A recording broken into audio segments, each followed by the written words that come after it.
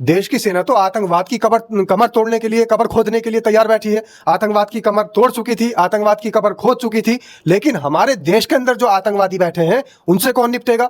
हमारे देश के अंदर जो विजय शाह जैसा आतंकवादी है उनसे कौन निपटेगा? जिन्हें अपने देश की फिक्र नहीं है, उन्हें सिर्फ ये फिक्र है कि हमारे देश के अंदर आखिर दूसरे समुदाय विशेष की, बहुजन समाज की एक बेटी ऊपर ऊंचे पद पर पहुंचकर पाकिस्तान को कैसे धूल चटा रही है, उन्हें तो इस बात की दिक्कत है।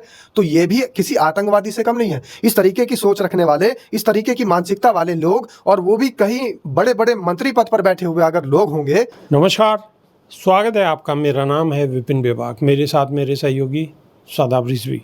बहुत बहुत धन्यवाद साहब।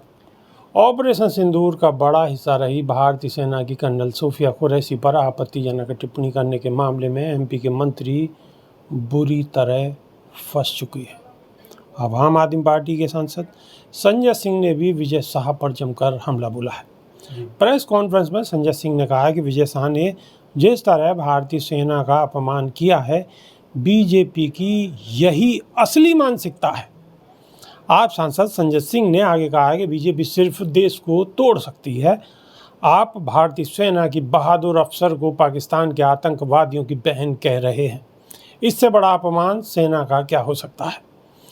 सोफिया कुरैशी भारत की बहादुर बेटी है और बीजेपी का मंत्री उन्हें पाकिस्तान के आतंकवादियों की बहन कह रहा है। ऊपर से प्रधानमंत्री इस पर खामोश है, कोई कार्रवाई नहीं कर रहे।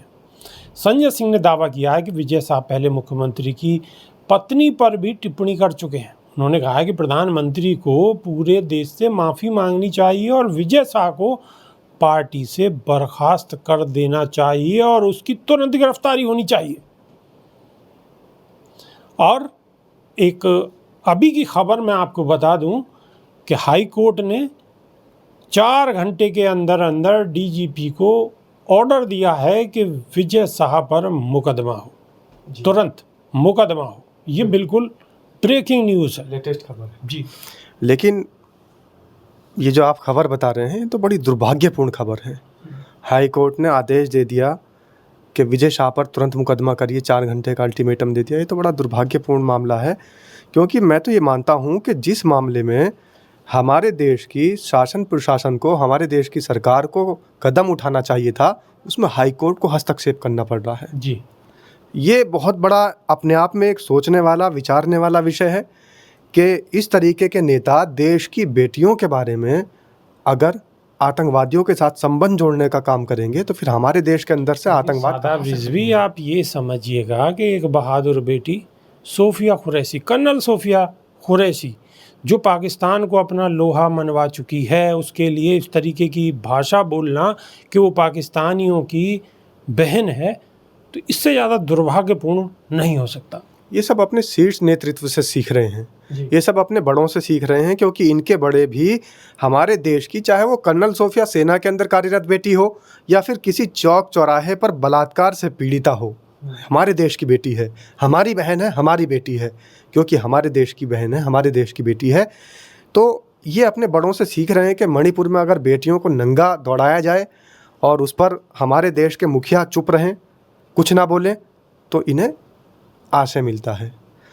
और अगर उन्नाव के अंदर हमारे देश की बेटी को बुरी तरह से प्रताड़ना दी जाए, उसके साथ में उल्टा सीधा काम किया जाए, उसकी इस्मतदरी की जाए, और उसके बाद हमारे देश के मुखिया कुछ ना बोलें, यानी इनके जो बड़े हैं विजय शाह के, वो कुछ ना बोलें, तो ये उनसे सीखते हैं।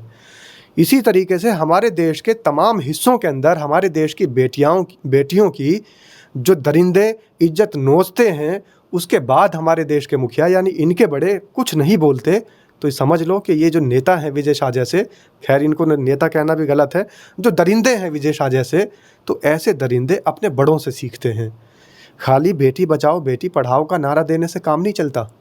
बेबाक जी, आपके माध्यम से और आपको भी बता दूं, दर्शकों को भी बता दूं, 455 करोड़ रुपए का घोटाला सामने आया है बेटी बचाओ बेटी पढ़ाओ अभियान में। जी, 900 करोड़ रुपए का बजट था, 911 करोड़ रुपए का बजट इन्होंने दिखाया है कि जो बेटी बचाओ बेटी पढ़ाओ अभियान पे इन्होंने खर्च किया है, और आरटीआई एक्टिविस्ट ने जब इनके खिलाफ आरटीआई डाली तो सिर्फ ये 412 करोड़ का हिसाब दे पाए हैं। 455 करोड़ का इनके पास अभी तक कोई हिसाब नहीं है। बिल्कुल। शादाब रिजवी, एक सबसे बड़ा जो सवाल है आज की डेट में, जो विरोधी पार्टियां हैं, आम आदमी पार्टी लगातार विरोध कर रही है और उनका कहना ये है, और देश के अधिकतर लोगों का कहना ये है कि ये वक्त बिल्कुल सही था। इस वक्त पीओके को कब्जे में लिया जा सकता था। जो पाकिस्तान का जो हिस्सा है, पाकिस्तान के पास है जो हमारा हिस्सा, उसको लिए जा सकता था। तो आखिर मोदी जी इस वक्त क्यों चूक गए? आपको क्या लगता है? देश की सेना तो पाकिस्तान को मुंह तोड़ जवाब देने के लिए तैयार बैठी थी। देश की सेना तो आतंकवाद की कमर तोड़ने के लिए, कबर खोदने के लिए तैयार बैठी है। आतंकवाद की कमर तोड़ चुकी थी, आतंकवाद की कबर खोद चुकी थी। लेकिन हमारे देश के अंदर जो आतंकवादी बैठे हैं उनसे कौन निपटेगा? हमारे देश के अंदर जो विजय शाह जैसे आतंकवादी हैं उनसे कौन निपटेगा? जिन्हें अपने देश की फिक्र नहीं है, उन्हें सिर्फ ये फिक्र है कि हमारे देश के अंदर आखिर दूसरे समुदाय विशेष की, बहुजन समाज की एक बेटी ऊपर ऊंचे पद पर पहुंचकर पाकिस्तान को कैसे धूल चटा रही है। उन्हें तो इस बात की दिक्कत है। तो ये भी किसी आतंकवादी से कम नहीं है। इस तरीके की सोच रखने वाले, इस तरीके की मानसिकता वाले लोग, और वो भी कहीं बड़े बड़े मंत्री पद पर बैठे हुए अगर लोग होंगे तो फिर हमारा देश कहाँ अग्रसर होगा? हमारे देश के अंदर से आतंकवाद का खात्मा कहाँ से होगा? जितनी हमें ज़रूरत है बाहरी आतंकवादियों से निपटने की, उतनी ही ज़रूरत है हमें अंदर बैठे हुए आतंकवादियों से निपटने की। बिल्कुल। शादाब रिजवी, एक और सवाल है कि अमेरिका के राष्ट्रपति डोनाल्ड ट्रंप अब भी उसी तरीके से अपने जो पहला बयान है उस पर काबिज हैं। अब भी यही बात कह रहे हैं कि दोनों को मैंने धमका दिया, अगर ये पाकिस्तान और हिंदुस्तान नहीं मानेंगे तो दोनों से व्यापार ख़त्म कर दूंगा। इस पे आपकी क्या है? मेरी क्या इस पर राय होगी? मेरी तो इतनी राय है, जिस तरीके से ऑपरेशन सिंदूर चला है तो इसी तरीके से ने एक ऑपरेशन लंगूर भी चला देना चाहिए। जो बाहरी लंगूर है ना, उछल कूद कर रहे हैं। ऑपरेशन लंगूर, ये क्या है? दर्शक ये भी जानना चाहेंगे। आपने लंगूरों का नाम लिया है। दर्शक जानते हैं, मुझे बताने की जरूरत नहीं कि सफेद लंगूर कौन सा है। अच्छा। और जो ये ऑपरेशन लंगूर चलाने की मैं बात कर रहा हूँ, तो जो बाहरी लंगूर आकर हस्तक्षेप कर रहे हैं ना हमारे देश के मामले में, तो उन लंगूरों से भी निपटने की जरूरत है। जिस तरीके से 1971 में इंदिरा गांधी ने लंगूरों को जवाब दिया था, आज भी उसी बिल्कुल तरीके से इन लंगूरों को जवाब देने की जरूरत थी। लेकिन क्या हो रहा है? हमारे देश के प्रधान सेवक इन लंगूरों के जाल में फंस गए हैं और इनकी कठपुतली बनकर रह गए हैं। तो हमारे देश के प्रधान सेवक, जिन्होंने 178 देशों की यात्राएं की, लेकिन 178 देशों में से एक कोई देश तो खड़ा हुआ नजर नहीं आया हमारे साथ। शादाब जी, विदेश मंत्री पर भी सवाल उठ रहे हैं कि विदेश मंत्री आखिर कर क्या रहे थे अब तक? विदेश मंत्री को कितने लोग जानते हैं? ज़्यादातर तो सब लोग अमित शाह और हमारे देश के यशस्वी प्रधानमंत्री नरेंद्र दामोदर दास मोदी, भले से लोग उन्हें सरेंडर मोदी कह रहे हैं आज की डेट में, गलत है प्रधानमंत्री को इस तरीके के शब्दों से बोलना।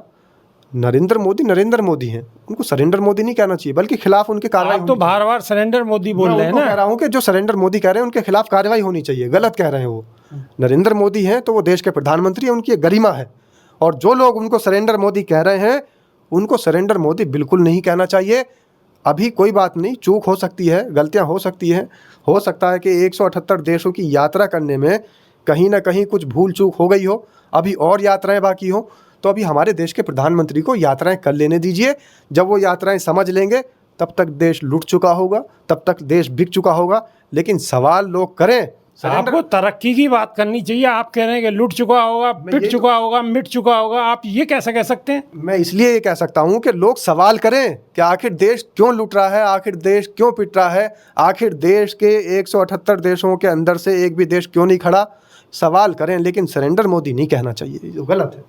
अब बाकी फैसला दर्शकों पर छोड़ देते हैं। दर्शकों से मेरी ये गुजारिश है कि शादाब रिजवी की बातों से आप इत्तेफाक रखते हैं तो कमेंट के माध्यम से अवश्य बताएं। अभी के लिए सिर्फ इतना ही। नई वीडियो में फिर रूबरू होंगे। बहुत बहुत शुक्रिया, धन्यवाद, नमस्कार। धन्यवाद साहब।